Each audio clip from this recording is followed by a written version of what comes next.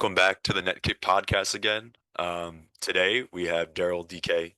Uh, Obviously, I'm sure many of you guys know him. Plays on West Brom. Played at Virginia for many years. Generation Adidas player coming out of college. Um, Daryl, thank you for being on this. Yeah, thank you. It is New Year's Day when we're recording this, so I appreciate you doing that. No worries. Yeah, so thanks for being here. Yeah, no worries. Good to be on here. Good to start off the year right? Yeah, good point. Good point. So Hmm. we'll hop right into it. Um, So you have a little bit of like a unique, growing up story because you're from Oklahoma. So I'm not gonna lie, I don't know anyone from Oklahoma. So you're the first person I've actually met from Oklahoma. And I'm kind of curious what was that like? So like not even like from the soccer side, but just like what was it like growing up, in a rural place like that? I'm pretty sure that's Tornado Alley. Correct me if I'm wrong. So like, yeah, Yeah. what was that like?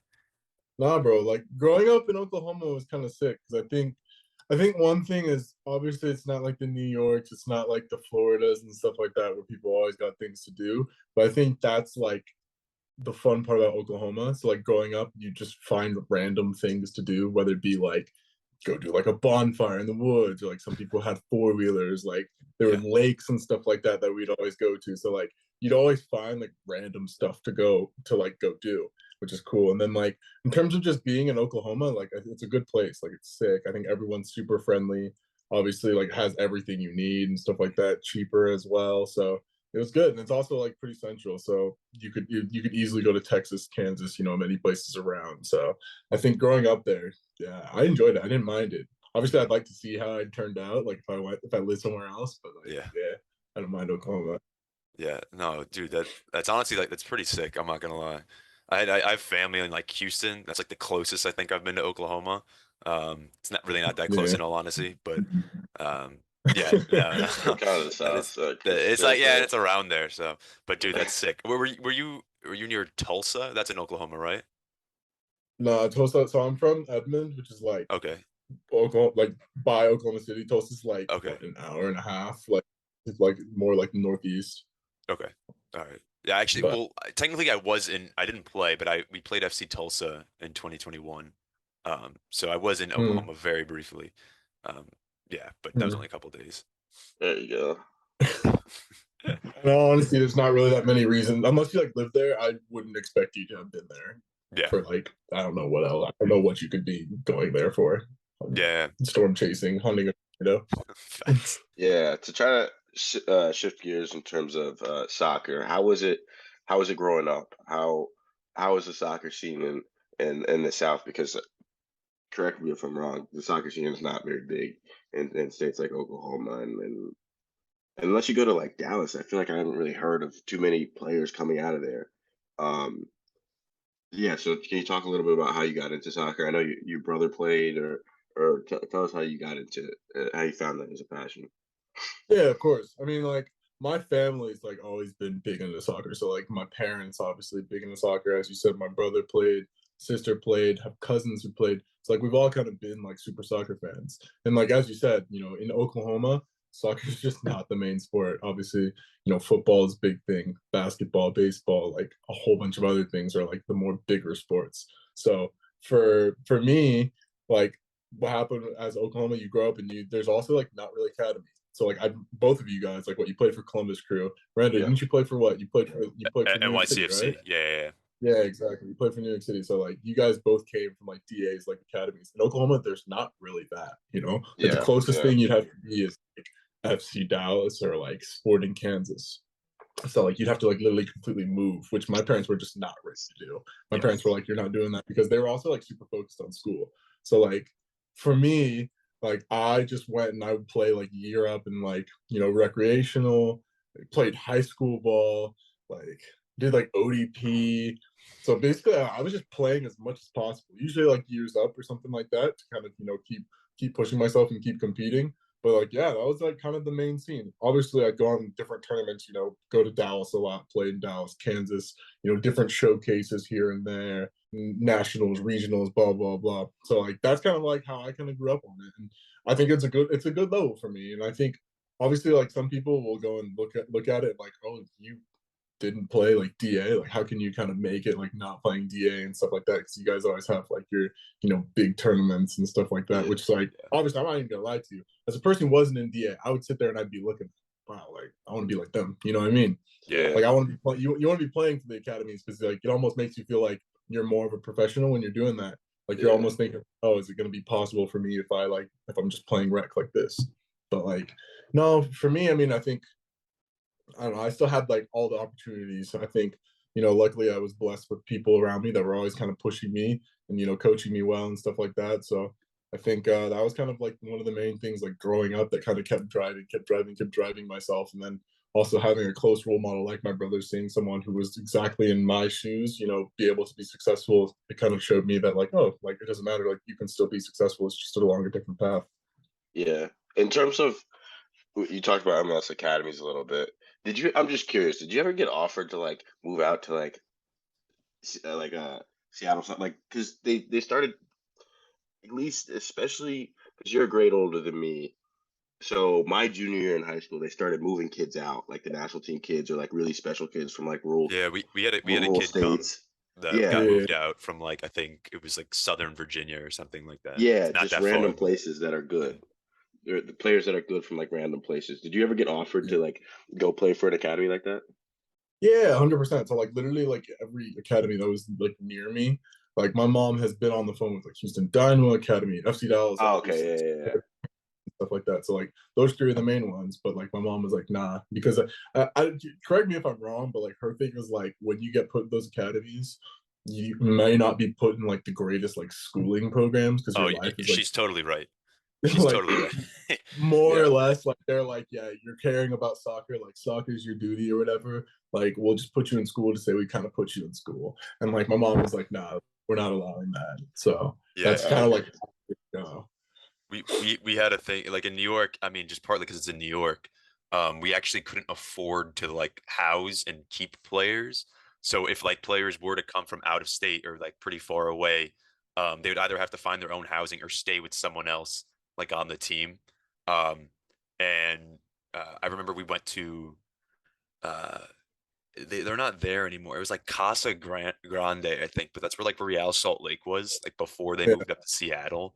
Um, and I just remember like going into the classroom because I was we were playing a game there and we were like touring it.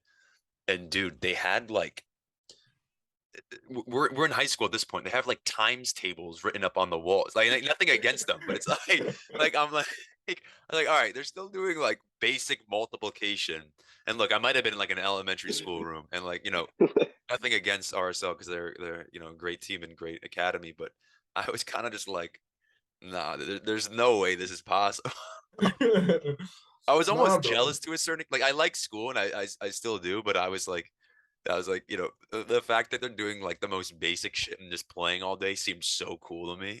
So, Yeah, No, yeah, yeah, 100%. See, like honestly, like that's one thing that's like kind of great for my parents is because like me, like I'm sitting there, they're sitting there telling me like, yeah, like you won't really do school and stuff like that. I'm sitting there like, hell yeah, like yeah, what's yeah, the problem yeah, here? Like yeah. you're telling me I gotta play footy all day and I don't have to go to school. This sounds great. And then like you actually like kind of like deep it, you think about it. Like obviously me a little bit older now, I'm sitting there thinking, I'm like, okay, thank God, like maybe like I didn't do that, because like yeah. obviously having the schooling I did help me get into a top school at like UVA, and then get a degree and everything. So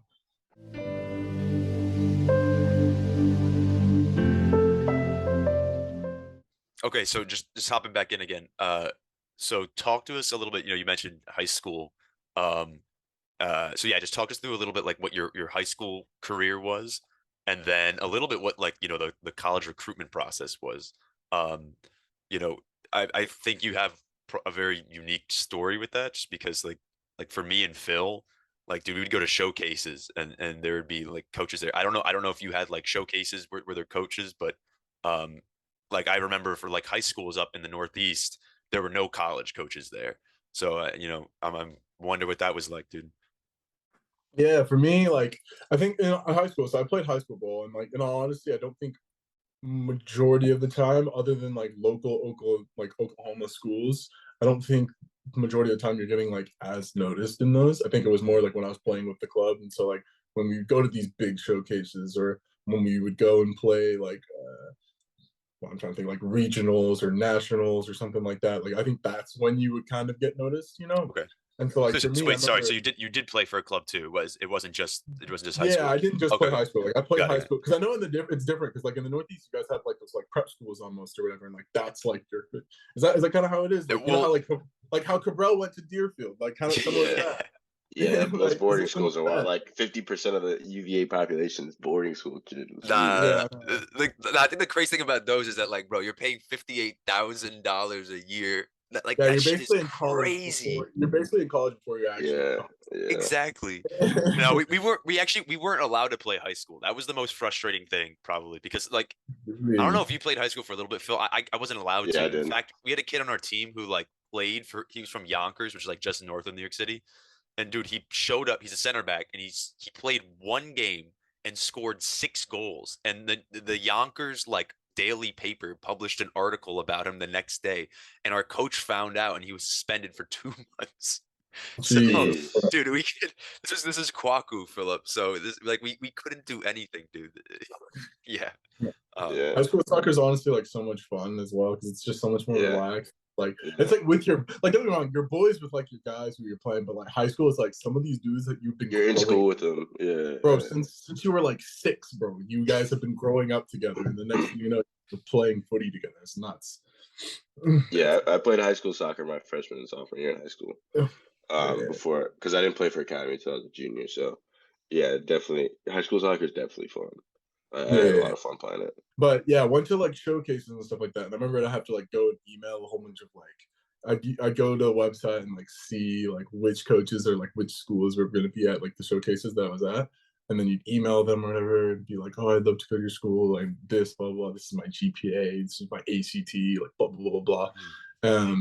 So yeah, there's that was that kind of experience, and because of like my like brother, there's a big like connection to Notre Dame. So like I think every school, like there were even schools that like basically said that like, they weren't even gonna try to recruit me because I thought I was gonna 100% go to Notre Dame. Mhm. And like I remember like my last schools were like SMU, like Notre Dame, UNC, and like UVA didn't even come until like a little bit later actually. And I remember I was just sitting there and I was like, man, like I had no idea where to go. And it was also like weird because like you're sitting there like almost trying to like sell yourself to like coaches when they talk to you, but like they're also Hmm. trying to sell their school to you. So it's like I remember that was like the first experience of anything like that. And it was just weird. I mean, obviously you guys went through it as well, I imagine, but like so weird. And No, you're right. I remember like Terry Boss was there. I remember I met like all the guys in the squad. I saw the campus and I was like, whoa. And like Yeah, even just like how tight everybody is on the squad, I was like, yeah, I want to go here. I Yeah. remember yeah, like I remember I went there, like watched the game. It was like it's a sick game as well. Like went into overtime. Like it was like 2-2. I think they were playing Syracuse or something like that. Kofi hit a screamer, like it was nuts. It was a crazy game. It was like an ACC home opener as well. It was a great game to go to. So like they won that game and just seeing everything like following around because I was with Justin Ingram and Adon and I remember walking around with them. It was just like I was like, wow, yeah, like this place is the place to be. And I yeah. remember I called him. So I called like Terry Boston. I was like, oh, like I'd like to commit or whatever. And then I remember I committed. And then like 2 weeks later, Terry Boston left UVA to go to Oh go coach at shit. like to go to Yeah. Oregon State, right? And so like I Yeah. guess like a whole bunch of coaches I guess took that as a cue to like, oh, he might not be going there anymore. So like Louisville, like Clemson, like other coaches like came and like started reaching out again. They're like, oh, you're still gonna go there. Really? Like and like Terry Boss like called me and he was like, hey, like I know I'm leaving, but like I'm telling you, like UVA is the place for you to go. Like you need to go to UVA still, like blah blah blah. And I was like, oh, like yeah, don't worry, like I'm still gonna go to UVA. And he was like, Yeah. like he was like, okay, like good, like blah blah blah. And I ended up committing to UVA, and like it was sick, honestly. Don't regret it at all. Yeah. So you're in Charlottesville for like about a year and a half, and obviously we had that historic 2019 run where we went all the way to the national championship. Can you talk us a little bit about the transition from one having a great season, having kind of like having a breakout season your sophomore year, your second year in college, and then getting drafted fifth overall, and going GA? How can you explain a little bit how you felt and what the situation was? Yeah, for sure. I mean, I think like throughout the first year to the second year, like we kept a lot of players. So like my second year, we knew we were gonna kind of be like a sick team, you know. We knew like well, obviously we had sick freshmen, like we'd heard about you, like Andreas and Axel, like other people, like we were like, oh, like we're about to have a sick squad. So like obviously we went that entire year almost having like the best college year, like the best collegiate year by like any soccer team ever. And I remember like going throughout the year and everything was just kind of clicking with our team. You know, like we weren't conceding, we were scoring goals, like everything was going our way. Even myself, like I can feel myself like improving. Cause like I think as you keep winning, not only do you just naturally get better, but like your confidence gets better. And like when your Yeah. confidence is high, I think it is so much easier to get better. So like that year, like I think I have improved so much, like from my first to my second year, like going throughout that year also because we had sick players on the team who were just naturally going to push you better, good coaching staff, and everybody was going to push you to get better. But yeah, and then obviously, unfortunately, at the end of the year, we ended up losing and we ended up losing in pens. And I remember me, like when I went to UVA, my whole thought was like, I'm going to go to UVA all 4 years. Like I'm 100% going to go to all 4 years, get my degree and stuff like that.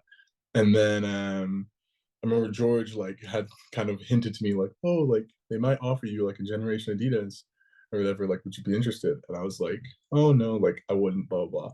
Like Yeah. literally, I was like, nah. Like I basically told them no, and then because they like went after, still sent me like an offer like for my GA, and I was in Nigeria like at the time, and I had Yeah. like told my parents about it. My parents were like, nah, like you're not signing a GA, like you're not doing it. So like we declined it, right? Then they come back with like another offer.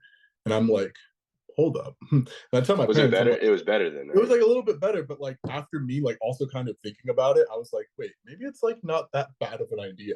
Like I could obviously become like a professional much sooner, still training and stuff like that and doing, what I want to do. And like it might be easier since I'm like at a younger age to be able to like, play, get into that professional environment earlier, right?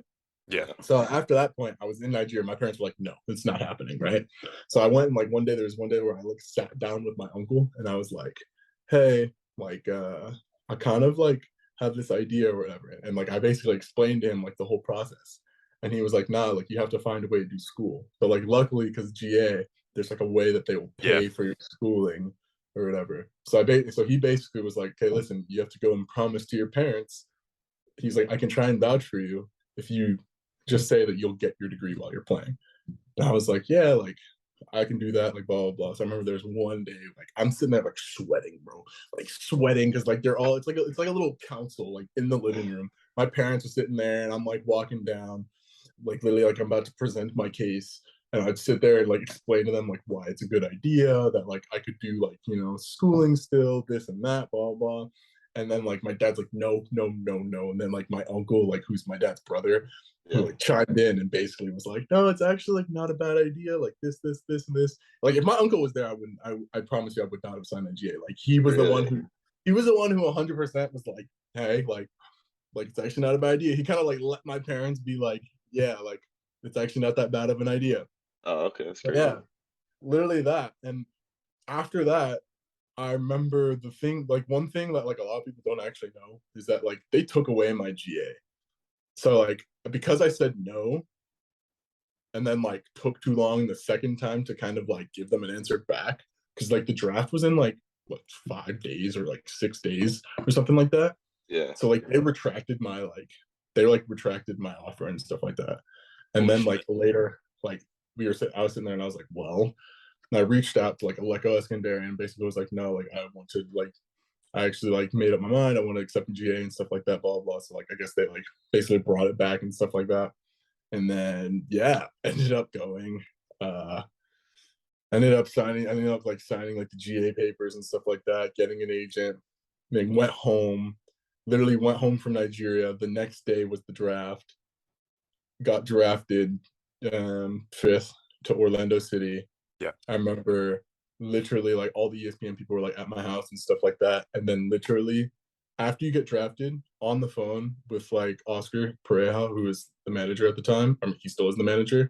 And then literally you're talking to him, blah blah blah. He's like, when can you go? And I'm sitting there like shitting myself, like somebody like super like excited. And he's like, oh, I'm like, oh Yeah. yeah, like as soon as possible, blah blah. And he was like, oh, like yeah, don't worry, like we'll have everything sorted. He like hands the phone over to some other lady. She like starts talking to me. She's like, okay, so like your flight's booked tomorrow. And I'm like, wait, whoa, whoa, whoa, whoa. I'm sitting there like, wait, whoa, whoa, whoa, whoa. What do you mean my flight's booked tomorrow? So yeah, like literally like got drafted. Next day I was flying to Orlando.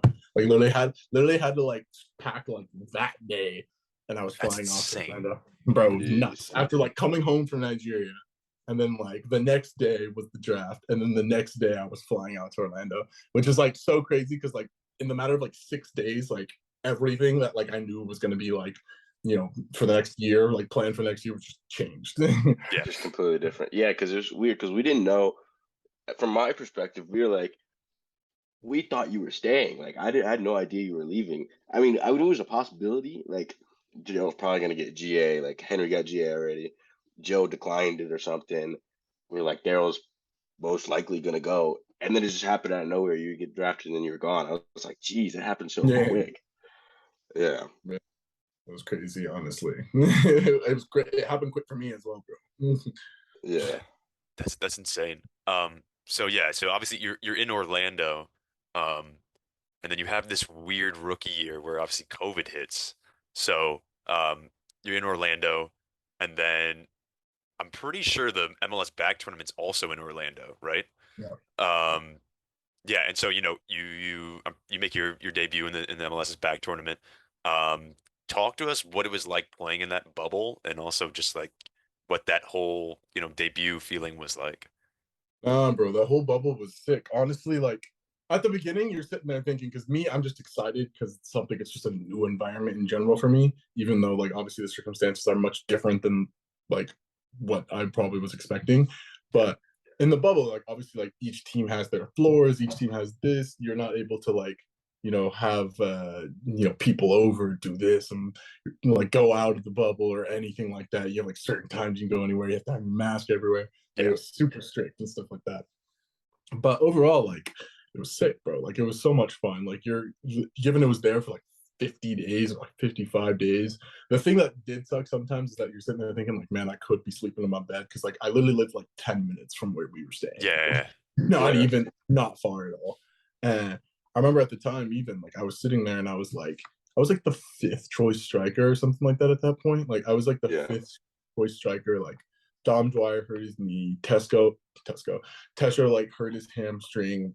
Santi was still there. Benji started playing on the wing, and then like there was me. And I remember like that game, like I remember like the fitness coach came up to me and he was like, hey, like make sure you're ready. Like you might get like, because I wasn't even rostered for like the first like 3 games or something like that. Like I wasn't even on the squad. And then I remember he was like, make sure you're ready. Like you might get into this game. And I was like, wait, what? I was like, wait, what? And then yeah, I ended up subbing on. It was against Montreal, I believe. Yeah. Montreal. And yeah, played Montreal, played like the last, like, I don't know how long, like 15 minutes or something like that. Sick environment. It was sick, obviously. Not very many fans, but like there were still tons of people there, like 100 cameras and stuff like that. But it was sick. And like obviously the guys in the squad, everyone was super happy for me because they knew it was like my first experience. They knew like I was also like someone who, like, even though I was fifth, like I was always someone who was like gonna like work. I was always working, doing tons of things. So like I think that's like my thing was like I was always like working, and they kind of saw that. So like they were very happy to kind of see me go and be able to play, be on the pitch and stuff like that, because they always saw me like, busting my ass to basically be on the pitch. Mm-hmm. Yeah, I remember watching that tournament, and we were like kind of confused because I think we were back at school already, so we were watching the games. Like me, Cabral, and Jeremy, we were watching the games, and we're borderline getting irritated. We're getting irritated. We're like, are they going to throw this dude on now or what? Like, they kind of waited kind of long to put you in the game. Up like in one of these games, we're like, is this dude going to play or what? What are they doing? So yeah, yeah, it's good to hear. That was definitely an interesting time, and I think you left at the perfect time. If you would have stayed another year at UVA, it would have been. I think it would have been completely different. So yeah, Yeah, it was definitely. different. It was COVID year after that as well. COVID year was just a mess, man. It was a mess.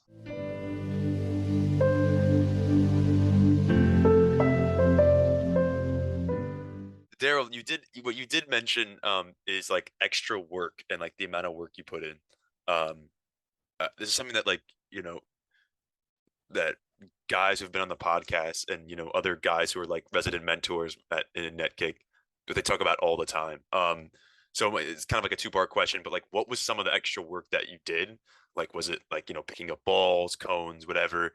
Um, and then how how did that kind of extra work and that how did that like shape your mentality, um, and how did that help you become obviously the player you are? Um, yeah. Yeah, for me, like the main things was I was just doing. First of all, I was doing everything. I was making sure like my weight, because like people see me like I'm a bigger guy, right? Yeah. And I think that was kind of like one of the time in transition where I was like, okay, let's see if I can lean up a little bit. Fitness coach at Orlando was also like very intense about that stuff. So like one, it was just like learning like better eating habits was one thing. So like I'd eat, and even like for training for me, because I was like one of the younger guys, like I still have to like, maybe help some of the kid men like pick up some of the balls, do some of the stuff, do some of the extra stuff. I was one of the younger guys, one of the new guys. So like you just kind of want to earn your brownie points wherever you can. And then like also like I wasn't training all the time. Like they'd be playing like 11v11 and I would have to be on the side like dribbling through cones, like shooting on the third goalkeeper and stuff like that. So like I would, after training, like I would be sitting there, I'd ask like the assistant coach, like, can we do more? So, he would always work with me on tactics. I would have like extra individual I'd have extra individual like video sessions, like little trainings. Like the team would like go and let's say it was a day off or something like that. Like me and then like maybe two of the other guys who weren't playing, and the assistant coach, like when we were in the bubble, would like go to the pitch and we'd go train. And I would always be pestering him and stuff like that. Because like for me, and he even told me this as well, and it kind of stuck with me. He was like, "You will get your chance." He was like, "I promise you." He was like, "I see your potential and stuff like that." He was like, "There's only so much I can do." Like, obviously, he's the assistant coach; he has to say, but like at the end of the day, it's the manager. It's the head coach who has like the final say. And he was like, "Just keep grinding, because you will get your chance, and like you just have to make sure that when you get your chance, you're ready for it." And so like for me, Yeah. that's kind of how I've always kind of been shaped up, and like I think that's kind of stuck with me throughout, not even just that, throughout my entire career. That like I'm always going to get chances. Like I think everybody will always get their chance. You just have to make sure that like you train and prepare yourself that when you get that chance, you can take it. You know what I Yeah. mean? And I think Yeah. that's kind of the main thing, that whole period, especially where like, because it's different, bro. Like I'm not gonna lie, like my entire life I've kind of always been playing. I'm always like, I'm not gonna say like I'm a superstar because I'm definitely not, but like I'm always like I've always been someone who's playing. So like when I got there, I was like, whoa, like Yeah. why am I playing? Like I'm not even training. Like what's going on here? Yeah. Yeah. And so like that was kind of one thing where I was like, okay, like well, I'm gonna own up and I'm gonna be the best. I'm gonna go and win. I'm gonna go and I'm gonna be the best player on the pitch. I don't care how old I am. I don't care how long you've been playing. Like I'm gonna go and be the best on the pitch. Given obviously I had older guys who were in my ear, to helping me out and stuff like that as well. But at the end of the day, everybody wants to play, and someone's not going to play, someone's going to play. So that's kind of how I was. I was kind of always pushing myself to be that person who was going to play. Yeah. Yeah. So to say the least, you definitely took your moment. After like shortly after making your debut, you got August Player of the Month in 2020. So I think that's right after the bubble. Is that correct? Yeah, I was right after the bubble. Um, so you got August Player of the Month 2020. You talked about some of the older guys that were in your ear. Can you talk about the impact that guys like Manny and Dom Dwyer, or just any other players that had an impact on you early in your career? What that was like? Yeah, for sure. I mean, you hit the nail on the head. Like, I mean, the three guys who I think who were like the main guys was, Tesho. Tesho was a big piece, and I think his piece was more mentally. Like, I think Tesho's like a very like calming person because I'm someone who plays with a lot of passion, a lot of emotion, stuff like that. So when things aren't going my way, I think a lot of times people can see that like they're not going my way. And he was Yeah. someone who like would kind of more like the calming side, more like the okay, like calm down, think slower, stuff like that. Like it's gonna be okay. You're gonna go to the next one. You have that positive kind of mindset. I think Dom Dwyer, he was someone who kind of taught me a little bit of the movements. Like he was someone who helped me a lot in movements because I think that's something that he's done very well in his career. Is like he's Yeah. very good at like finding space, and so like that was kind of his thing. And then also like he calls me a teddy bear because like I'm big, but like I guess he wanted me to be more of a prick on the pitch. Yeah. I'm like, not.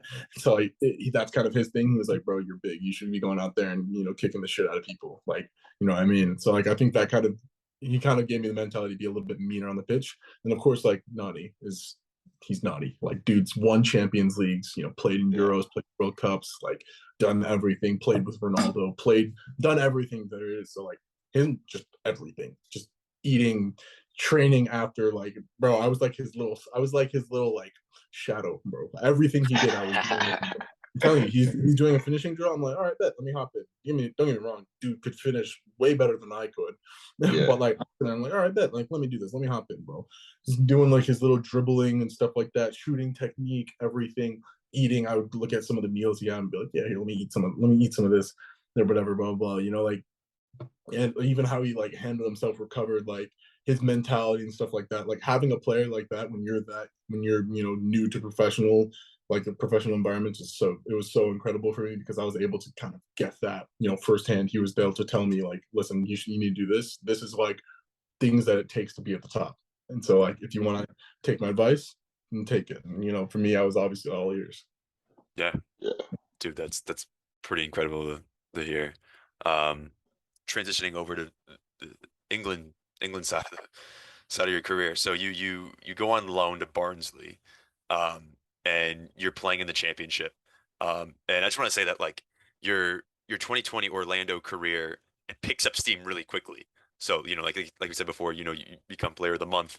But then I'm pretty sure like January, February 21, you're on loan to Barnsley and you're playing in the championship. So first thing I say is like, what is it like living in England? I mean, like you went from Oklahoma to Virginia to Orlando to England in all like about year and year and a half increments, which is a shit ton of travel and Yeah. a lot of movement. So I'm just curious, what's it like living there, and then obviously what's it like playing there? Yeah, living here, like one thing is cold. So like living, like bro, like living in Orlando, I honestly got so blessed. The weather there is phenomenal. Like it's warm all year round, like it's great. And then remember, like I went to Barnsley and like my flight was literally delayed because it was snowing, and I was like, ah, so like I was like, ah, like that's how it's gonna go, bro. I think I wore a snood like literally. I think I wore a snood like every single training session or something like that. It was cold, but overall living in here, like I don't mind it. Like I actually enjoy it a lot. I love like the football culture here. Yeah, Like it's sick that everyone's like a super fan. Everyone has their own teams and stuff like that. They live their life by it. Like I love that so much. And then also on top of that, like everyone here is friendly. I think genuinely like people are like really really friendly. They're all like pretty talkative for the most part and stuff like that. But I enjoy it. I honestly love living here. Obviously, the language barrier, like there's no language barrier, so like yeah, it's more easier for me versus if I were to live in I don't know like Germany or something like that where I don't obviously understand German. But no, it's pretty easy, and I think people are always so like they're always questioning of America. And then in terms of like the playing side, I mean it's different. So playing in the championship, I think it's a little bit faster in the MLS for sure. And then on top of that, like it's very physical. Like I think yeah, each game you're getting, oh my goodness, you're hitting like 11k worth of total distance or something like that. Your body's Jeez. beaten because there's these center backs who just love to hit people. Like I swear their job is just to go out there and kick the shit out of you for fucking 90 minutes. But Yeah. um even then, like some of the pitches are like sometimes you'll play at a pitch that's sick, like carpet, and then you'll go and play at a different pitch and it's mud, dirt, yeah, like not dirt, like a very muddy, like wet pitch and stuff like that. So it's different. And I think I enjoy it. I love it so much because I mean I think for me it's just a different challenge for me. And I'm especially at Barnsley, learning it, everything and stuff like that. And even now I'm still learning it. But no, I enjoy it. I love it so much, bro. yeah, dude, it's sick. What's Barnsley like? Where is it? I don't know the geography very well. Yeah, so like Barnsley's like north. It's like north. It's like northern England, like northeaster e. Okay, It's like east of like Manchester and stuff like that. So like Birmingham's like more central. Like it's considered the West Midlands. So yeah, it's like in between London and Manchester. and then where's West Brom? West Brom's in Birmingham. Oh, it's in Birmingham. Okay, okay, Yeah, yeah, yeah. got it. Um, Are you good with the accents and stuff? Can you tell the difference now? Like sometimes like I can listen to someone and stuff like that and tell like where like they're from. Like I feel like when you're the further north you go up, like people talk like they're like Yeah, choking. I think I can obviously tell, like I think most people can tell like a Scouse accent, like a person from Liverpool. yeah, Uh London accent, like yeah, you can kind of tell. But yeah, yeah, I'm starting to pick up on it, but still, nah. yeah, Mm, yeah. I get it. yeah, yeah. So you finished up your loan in Barnsley, and that went well. Um, talk about going. So you went back to Orlando for a little bit, right? Hmm. And then after that, then you go to West Brom because it was kind of like speculative, like are you gonna get signed and stuff because you did well, and did they have enough money or they're asking for too much money? It was just a big it was a big deal. So we ended up going to West Brom at the beginning of uh, last year now, 2022 in January. Um, how was that experience? It's your second time in the championship. You're actually bought by a club, so it's not just a loan. Does it feel like you're like not on a trial now? Does it feel like you're actually more part of the team? Talk us a little bit about that. Yeah, for sure. I mean, for me, obviously coming up, like I think from a from a younger age, like we always watch the Premier League and stuff like that, and you know that West Brom's a team that goes in and Yeah, out of the Premier League a lot. So you're yeah, hearing that, you're like, oh shit, like I could be playing for a club like that. And so like for me, like that move, it's a big step for me in my career, and it's not. And I know something like one of my goals is I want to play in the Premier League, and I knew that playing here is something that like can help me get to that level, help me get to playing in the Premier League. And I think luckily, I got here and was welcomed immediately by the guys. I think great city as well. Birmingham's a great city. Fans are super welcoming and everything. So I mean, it was a great experience for me. The only thing is, I'm sure as I came here and got injured, and so yeah, that period was it's a very difficult period for sure. And because I think that was probably like one of the more harder times throughout like my career ever, throughout my life ever and stuff like that, in terms of because you go from you want to play all the time and stuff like that. And for me, I got injured more or less before I could even show anybody or what I could do or show myself what I could do. And so I think yeah, that's kind of demoralizing because I always was sitting there trying to work super hard to be able to you know be at the top, put myself in the best condition. So it just kind of felt like a big setback. And then obviously I'm coming back, and then the injury, kind of like doesn't get better. So I sit there even longer. And then the one that really kind of like hurt the most is when, we played throughout the entire year, obviously gotten different managers and stuff like that. The manager that got me got sacked. So, everything is just kind of in a big whirlwind. Then I come back next season, well, this season, beginning of the season, get injured again. And I think that was the one that I really was like, wow, like, what do I do? Like, yeah, what can I do? Because after that point, I was sitting there and I was like, I've tried to, find, eat right, stretch, do this, do that, you know, I don't literally everything, and then like I still get injured. I was like, I don't know what to do. And I think that's kind of the thing is I was lost. Like I literally to the point where like, a little bit deep, but like questioning faith. Like literally, like I kid you not, like everything was coming to my yeah, mind. What do I do? Like I have no idea where to go, like what to do. But for me, it was just kind of like speaking with my brother, speaking with friends, everyone that like it happens. Like it's just part of the sport. I'm lucky that people just get injured. And for me now, obviously, it made me love the sport even more because you don't realize like how much you enjoy playing until you can't, yeah, until you yeah, just really cannot play. So yeah, now for me, like I just like love playing. I remember itching, telling myself like I will be back. I'm gonna be playing and I'm gonna be flying when I come back. And for me, like luckily now, obviously knock on wood, like I'm playing again, and that's all you want to do because at the end of the day, you know, obviously you can play bad, you can play good, but at the end of the day, you just want to be able to play, yeah, you know. But no, I'm happy. I'm happy for sure. Like obviously, I'm happy. I'm super happy. Obviously, people can look at it from the outside and be like, "Oh, I know he's miserable. I know this, blah blah." But it was another step in my life, and I'm so happy for what it brought me and stuff like that. And throughout the injuries, let alone on the pitch, but off the pitch, many things I learned about myself because I think you have a lot of time to reflect and think on things when you're injured. and I had that time. So you come to learn about your body, learn about yourself mentally, and just learn a lot about life. And I think that's something that will carry on throughout my career. Hmm. Yeah, no, it's great to hear, Joe. In all honesty, like it's perfect because this is a great transition into like some of like the mental and like adversity questions. Um, so you talked about obviously being injured at West Brom, um, and you talked about like the mental side of it a little bit. Um, what other adversities have you faced in your career? And then I'd also say like how did you deal with them mentally? Um, so you mentioned this is backtracking, but like coming in after playing every single game with Virginia and then not starting it or Orlando, and then having to work yourself back in at West Brom.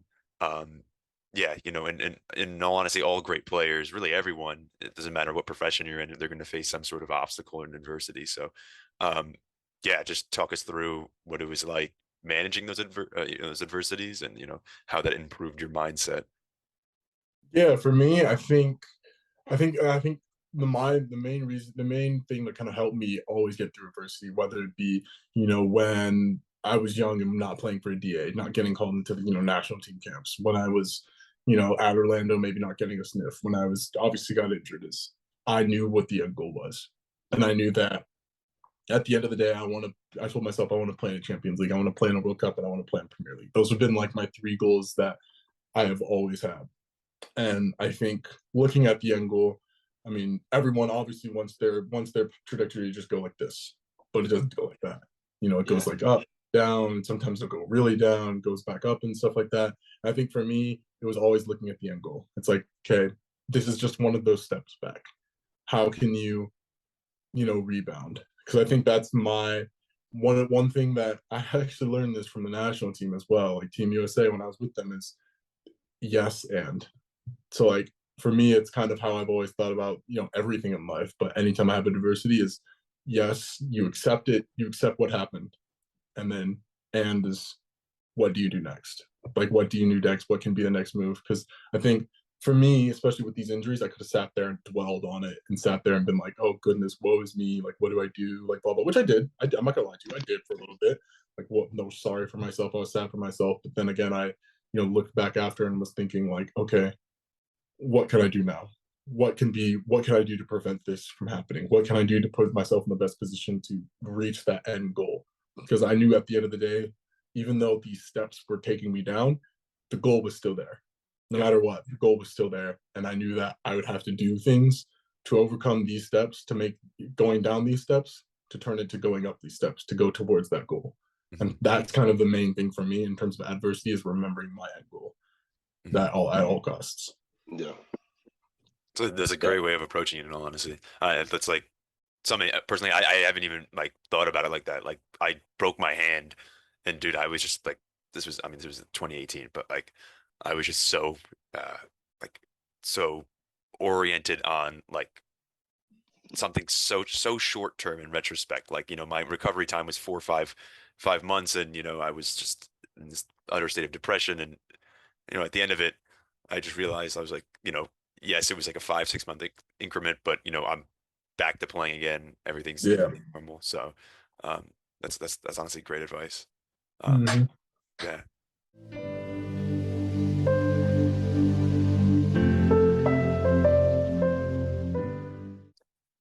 To move on to like a little bit of a more different topic. Do you get jitters before games? Do you have any like pregame rituals or like or anything like that? No, I mean, like in terms of jitters, like I don't really. I'm not honestly someone who doesn't really get that like nervous. I really don't know why, but I don't really get that nervous. I think I used to a little bit more when I played. But even in terms of that, like rituals, like I pray before, so I have like a little rosary in my toiletry bag that I just keep. That I pray. Not I don't pray the rosary, but I pray like with it before the game. And then ever since I started playing, even when I was at UVA, I have like a little like bracelet that like when I left college, like my friends back home made me, and I literally always tape it to my wrist. It's funny because like some people like if you like can look at like my wrist in some like pictures, like Yeah. you can literally see the bracelet like under it. It's like that's kind of something like I always tape my like to my wrist. I literally couldn't tell you the last time I played without it. Hmm. But yeah, that's kind of the things. Kind of relaxes me, calms me down. Yeah. So Daryl, you before you talked about like with Nani, like copying his eating habits and like having what he was having. Um, so just talk to us a little bit about like the nutrition side of things. So like how has your diet changed from like let's say high school to college to the professional level? Are you mm. strict about your diet? Like what are you eating before game day? Yeah, that just that kind of stuff. Yeah, I think when I was younger, I would just eat anything, bro. Like I have a candy problem. I love candy.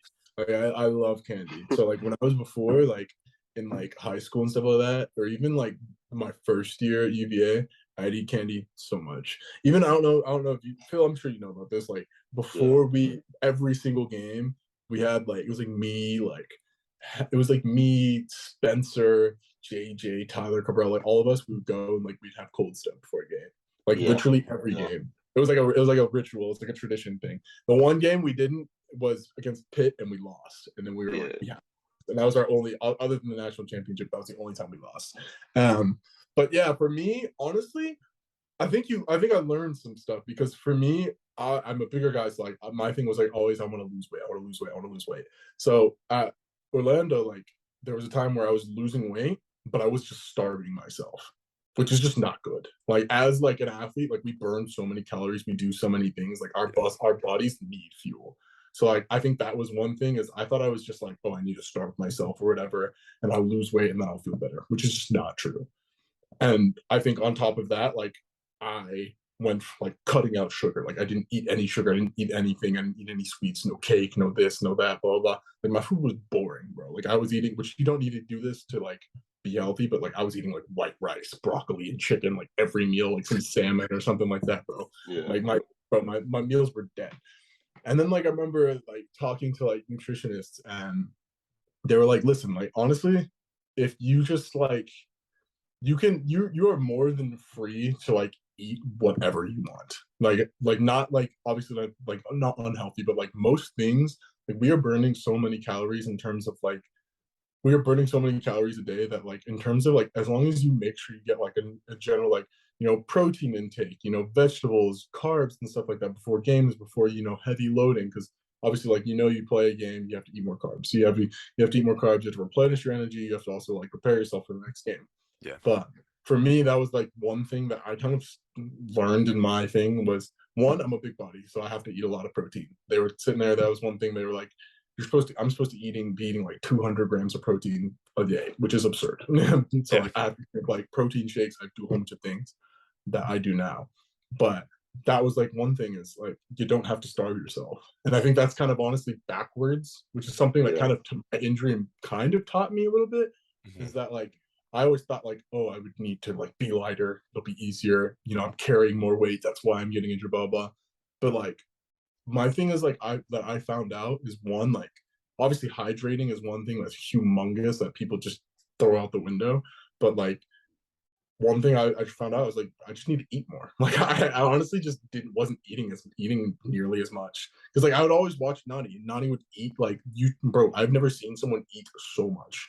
He literally eats like a giant plate of pasta, like tons of chicken, stuff like that, and he like has like no weird shit, like the best body I've ever seen. Like Yeah. I remember looking at him and being like, bro, this dude's fucking sculpted, ridiculous. I was like, how is he sculpted or whatever? Like even I would still see him like eat like like a cookie or like a cupcake or something like that. But I think the thing is like he made sure he was fueling his body and he was eating like healthy about 90% of the time. If you're Yeah. eating healthy 90% of the time, it's okay. Having a cookie, having a cupcake, having this or whatever, blah blah, it's not going to kill you. It's Yeah. not going to hurt. If anything, your body will enjoy it because it'll feel like it'll make eating these other healthy foods a lot easier for you, knowing that you can have that 10%. If you want to go have like a cheat meal with your friends or something like that, it makes it so much easier for you. So like that was my thing is I just learned that I didn't need to be as like about like my eating when I sat down, thought about it and stuff like that, talked to nutritionists. Kind of on like the physical well-being side of things, sleep is obviously very important as a player. Yeah. So what are your sleeping habits like? Do you like, are you like do you go to bed early? Do you like wake up early? Yeah. What's your sleeping habits like? Yeah, I think my sleeping habits, honestly, they've gotten so much better. I think the thing that's hard about here is the time difference. So everybody I want to talk to is awake when I'm going to sleep, you know? So like let's say it's like 12 or something like that, or 11 or whatever. It's like what, 5 or 6 over there, like in the States, and everybody I want to talk to is awake. And like when I first came here, that was also a problem of mine. Is like I would stay up just like doing bullshit on my phone, especially like TikTok, the abyss of TikTok, bro. I would be on TikTok for hours upon end, like before I would go to bed. But no, now like, TikTok's dangerous. bro, it's so dangerous. But like now, like I try and make sure I get like about like 8 hours of sleep. So like we train at like 9:30 every single morning. So I'll like honestly make sure that like I only live like 15, 20 minutes away from training. So I literally make sure I'm like in bed at like 11, like no later than like 11 or something like that. So I try and get like a good 8 hours of sleep and stuff like that. And me personally, like just getting more sleep, you just it feels so different. You feel like so much less lethargic when you're playing, like when you're going about your day. Like before I would always need to take naps after training. I couldn't tell you the last time I actually took a nap. Hmm. And so like no, it's so helpful. Like, I think that's like those are things that like I neglected at first. It was like hydration was one thing, but like now I'd like I'm almost always drinking like a bottle of water at some point. But like hydration and sleep are like just two things that like you just need. Yeah.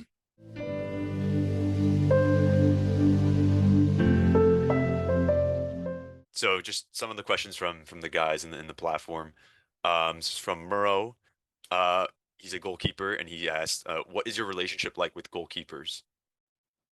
I think I mean, Rando, you're actually like one of the more sane goalkeepers I know. As we were talking about it before, like Pedro Gaefe, he's like a maniac, but like Yeah. he's hilarious, so funny. I think most goalkeepers like pretty good friends with, because I think, correct me if I'm wrong, right? But like I think most goalkeepers have to be very like talkative and outgoing, because Yes. there's a lot of time that you spend like by yourself, like doing like that. And so like for me personally, like I'm a talkative person as it is, so I just naturally get along to like with goalkeepers. And then also like when I'm done after training, like those are the guys like I like to shoot on, like Yeah. obviously. But naturally we just end up getting along and stuff like that. I like to like have friendly competition, like talk shit to them, whatever. Yeah. But like yeah, naturally like I'm honestly like usually pretty good friends with goalkeepers on teams. Like even like one of my like better friends when I was at UVA, my roommate was Tyler Willen. He was like one of our goalkeepers. So Yeah. like yeah, naturally, like yeah, he's pretty good relationship with most goalkeepers, honestly. Yeah. It's a very like symbiotic relationship. Like I mean, like Yeah, Phil was my best friend from Virginia, and Forward as well. It was like one of those things. And you're right, like dude, like with NYCFC, like uh, I was in like number four, last year. Might be number four, this three this year. But dude, like after training, we're just spending 45, 50 minutes. It's honestly sometimes even longer. Um, and it's just like we have a lot of Brazilians and South Americans, bro, and they just like pelt you with balls all day long. yeah, But then like over time, your relationship actually like they don't really speak great English, but like you start talking to them, and then you start chatting the shit, and the next thing you know, like you're yeah, fucking sitting next to them having like lunch. So it's like it's really weird how yeah. that works. But that's cool to see. This is also from Murrow. What's one small thing that's helped you throughout your career? This could be anything. Um, I think if anything, it's like it's gonna sound weird, but like outside of football, like the things that have helped me the most is like taking my mind off of football, Hmm. which is something like I think a lot of people forget to do. They just want to play football, football, football, football. But like for me, like having that like disconnect, whether it be like eating with friends, playing Xbox, like anything, like those were like the main things that honestly was like helped me disconnect from playing football, and like honestly going mentally insane was Yeah. having my friends around and stuff like that, because it just makes you're still human, you're not a robot, you're not just built for soccer, soccer, soccer 24/7. Yeah.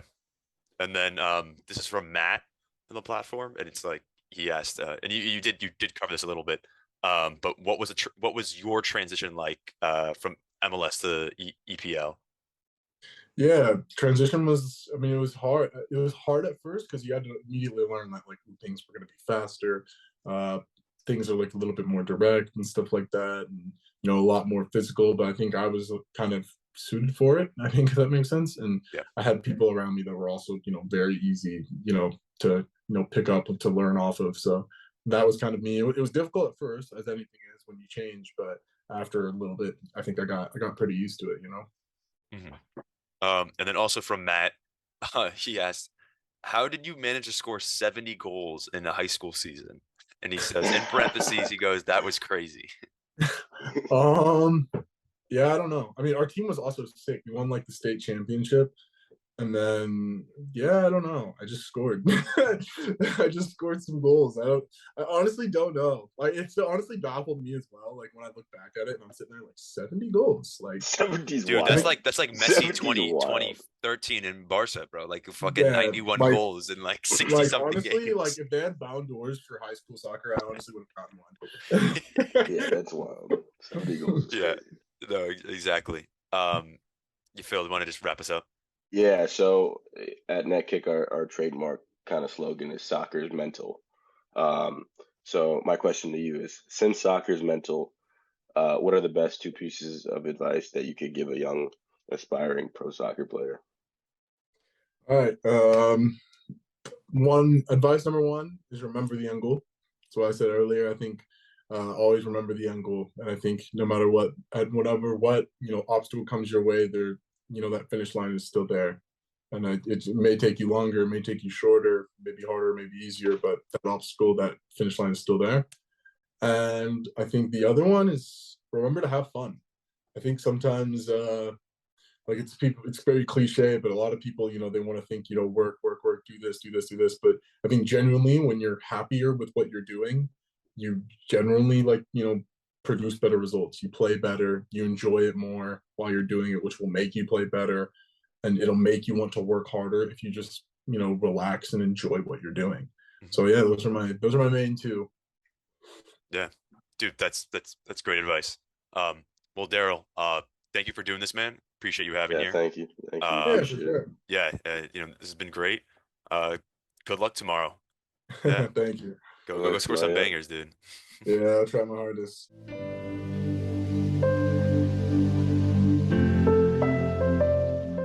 Thank you for watching or listening to the Netkick podcast. If you'd like your questions to be answered by Daryl or other big name pros, head to netkick.net and join our community. Thanks.